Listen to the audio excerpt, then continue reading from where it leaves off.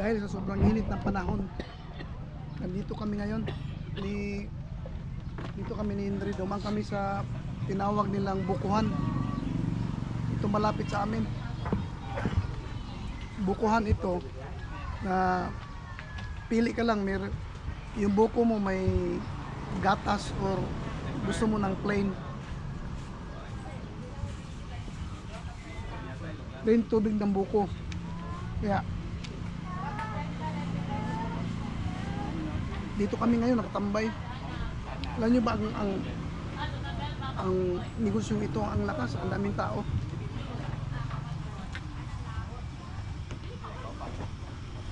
Sobrang daming tao. Dito kung minsan pag dumaan ako dito, kikita mo na punong-puno o lang bakante. Ngayon, meron kasi bagong ano lang, hindi pa masyadong hapon, hindi pa snack time. Pero magandang negosyo. Daming tao. Yan. Hindi ano yung nagtitinda. Busy yung nagtitinda. Grabe yung order ng mga tao. Daming tao sa paligid. Ang dami. Yan o. Nakapaligid ang mga tao, puro customer. O diba? Simpleng negosyo pero ang lakas. Araw-araw talaga ito. 7 days a week. Iwan ko lang, di ko lang alam kung anong oras nagko-close sa hapon.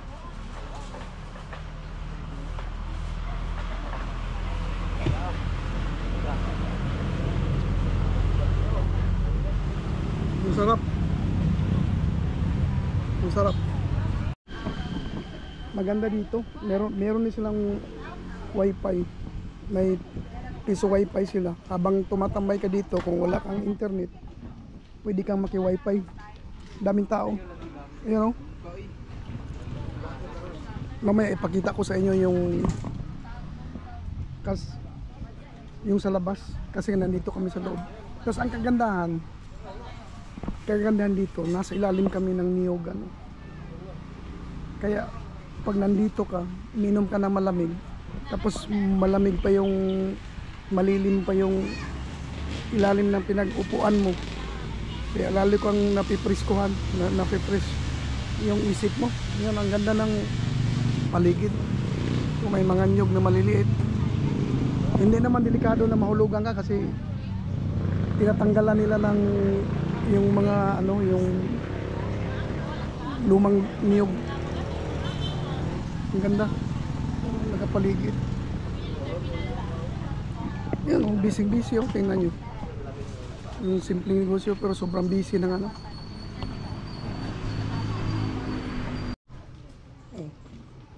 Kendry, ubos agad Lakas minom ng lamig. Hindi kasi ako sanay sa malamig na inumin. Kaso lang ngayon sobrang init. Bali 3 araw na ako uminom ng cold water. Sa kahapon nakadalawang glass ako ng Coca-Cola. Hindi talaga ako uminom ng Coca-Cola, ilang taon na. Pero kahapon, grabe, sobrang init. Hindi ko maintindihan kung anong nangyayari sa panahon. Kaya ito, ang buko with milk. Pwede ka rin mag-order dyan ng marami silang pichi-pichi. Pili ka lang kung anong gusto mo.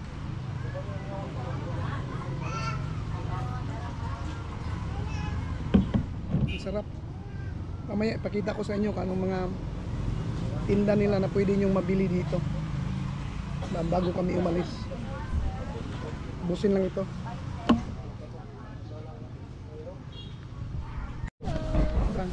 Ito sila yung crew dito. Yan sila. Ayan. Ito yung mga paninda nila. May siupaw sila. Mayroong siumay, puto cheese, biko, kasaba cake. O sa kada ko imo ha. Yan na siya. Yan ang mga buko. Siumay sir. Ito sila. Ito ang crew. Ikaw may-ari dito? Kapatid ko yun. Kapatid na may-ari. Ang ganda ng business nila. Kaya pag napunta kayo dito, banda, pakita ko sa inyo sa labas. Parang beach. Oo. Oh.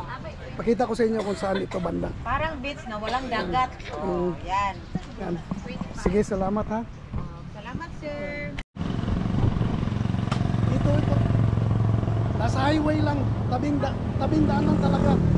Ito papuntang Tagum. Ito dito papuntang Poblasyon Santo Tomas. Nasa part ng Santo Tomas pa. Ang ganda ng area. Ang daming tao. Pwede kayong dumaan dito. Pag nagbiyahe kayo, nauuhaw kayo, nagugutom po, hindi kayo dumaan dito. Ano? At mag-snack. Ito mga kasama ko. Iwan ko na muna kayo. Yan, nandito kami sa farm ngayon. No, dami silang alagang manok dito. So, yan, no? Daming alagang hayop. Yan, no? Daming manok. May pabo. Yan, no? Merong ano doon. Dito kami. Maraming bata. Dito lang nakatambay ang motor, oh. Yan. Tambayan dito. At ito, bago lang ito naglitsyon dito. Andyan pa yung pinaglitsonan niya, oh. Dito. Manginasal, oh. Dito, yung bata kumakain. So dito, daming manok. Oh. Napakain, manok, pato. Daming alaga. Ano? Daming alaga dito. Dito tayo sa farm, sa likod. Maganda dito. Yan, oh. Pumunta kami dito dahil sa poblasyon ang sobrang init, grabe. Hindi ko ba ano, halos hindi ako makahinga, kaya pumunta kami dito. Dito kami nagpalamig. Oh, meron siyang nung tawag dito, sarap ito sa yung tawag nitong sigang. Masarap sa sigang ito. Yan, oh. At saka yung isda na lagyan mo ng suka, yung sa Bisaya inununan. Sarap ito. Sa tawag niyan, inununan sa Bisaya. O, di ba? Oh. Walang to. Oh. Di ba? Kainin natin. Ang sarap.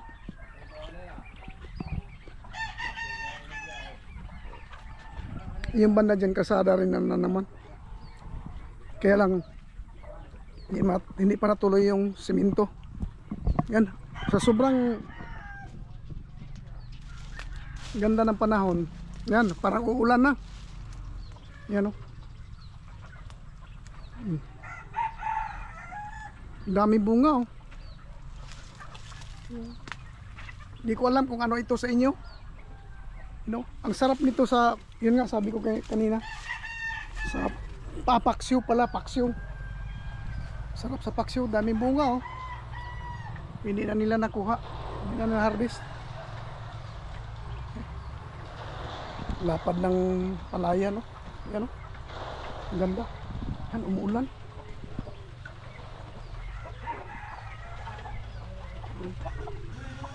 Sagasan natin.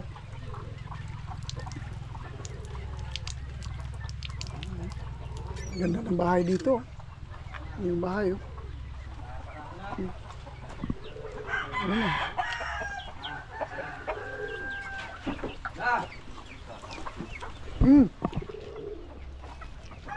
Mula na.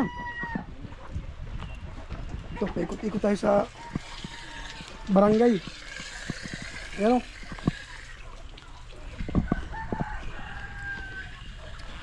Gloves. At saka helmet. Ligpit tayo kasi umuulan.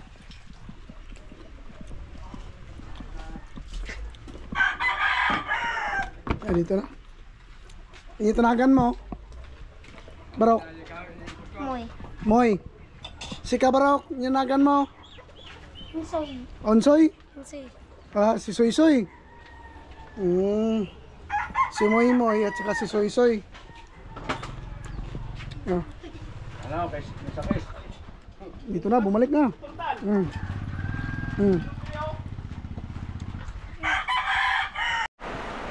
Grabe, ang lakas ng ulan. Ang init kanina, ngayon sobrang lakas ng ulan. Yan oh. Uy. Oh, grabe ang ulan oh. Enjoy na enjoy yung mga hayop oh. Hindi sila sa sobrang lakas ng ulan oh. Oh, grabe. Oh, di ba? Oh.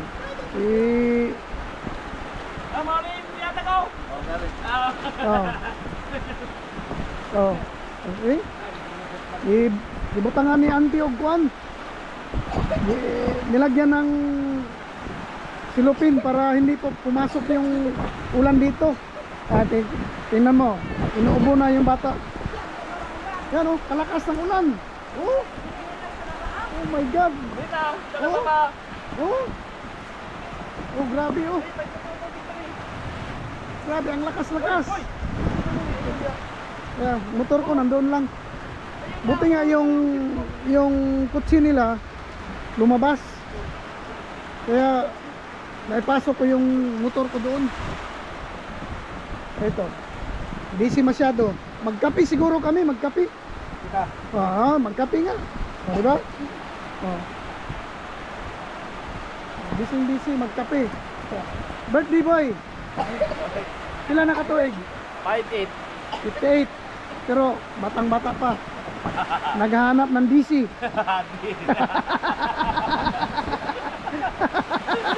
Oh my God! Ang lakas ng ulan, oh! Ang itim ng kalangitan. Di ba? Alam nyo, ilang araw na sobrang init. Parang mabasag yung ulo ko sa init. Ngayon, ang lamig, ang ganda ng panahon. Ang lamig-lamig. O, di ba? Ang ganda. Kaya update ko kayo mamaya kasi pakainin daw kami yung native na manok, tinula ng birthday boy. Tinulang manok. Di ba? Tinulang manok. Pahabol ang pato. Pahabol daw ang pato. Di ba? Sabi ko sa inyo, kahit saan ako magpunta, may kain. Maya uli.